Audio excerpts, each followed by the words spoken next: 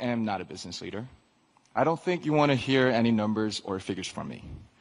So today I want to speak to you as a creator and an artist. I want to share my thoughts on how K-pop crossed borders to move the hearts of people.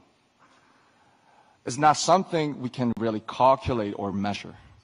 It's a bridge that connects worlds, and I want to bring your attention to how we can work together to build this connection for tomorrow's creative cultural ecosystem. I'm a very lucky person. I'm lucky to have met the 6 other members of BTS. I'm lucky that I met our producer, Hitman Bang, who gave us his full support that we could make the music we love. But most importantly, I'm lucky I met ARMY who accept our music, not just as a diversion, but as our shared language of life. And by the way, ARMY is the name of the official BTS fandom. For your information, the ARMY, woo!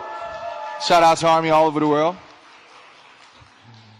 And the ARMY is where I just finished my military service.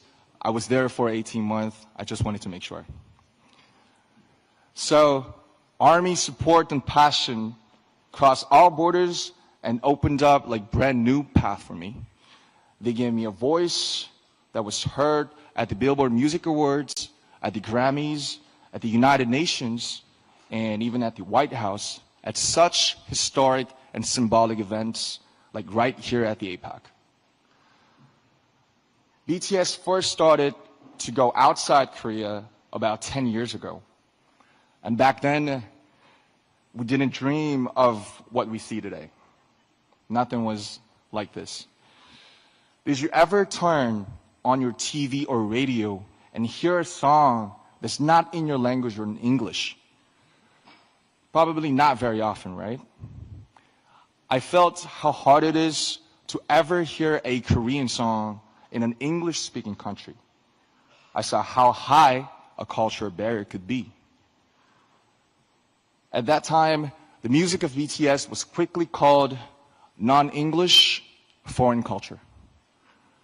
Trying to get on mainstream media through our music was like doing an experiment and a huge challenge. It was a test to see if music in Korean can work on the global stage.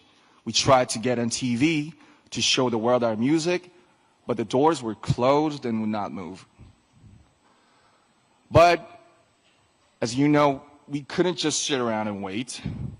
We tried to make our own opportunities.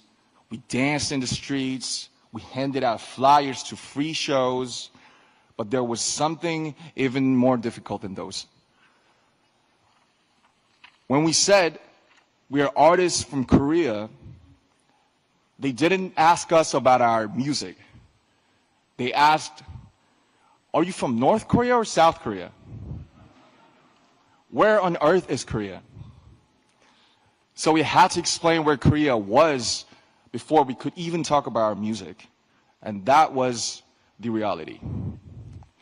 But we overcame those barriers, and now I'm here today sharing this precious moment with you. ARMY was the force that broke down those barriers. They used our music as the medium to carry out conversations that cross borders and languages. They were inspired by the message in the music of BTS to give to charity, to run social campaigns, and finally the world was amazed. Back then, ARMY was seen as supporters of a minority culture from Asia. Now, they shake the world as a new community and a fandom culture. Even at this very moment, they're crossing borders and breaking down barriers through the pure power of cultural solidarity. Solidarity and tolerance that know no borders. And it's an endless source of creative inspiration for me as well. There is so much cultural content around the whole world. But why K-pop? Why is it so unique? Why does K-pop create this powerful and inclusive community? It's because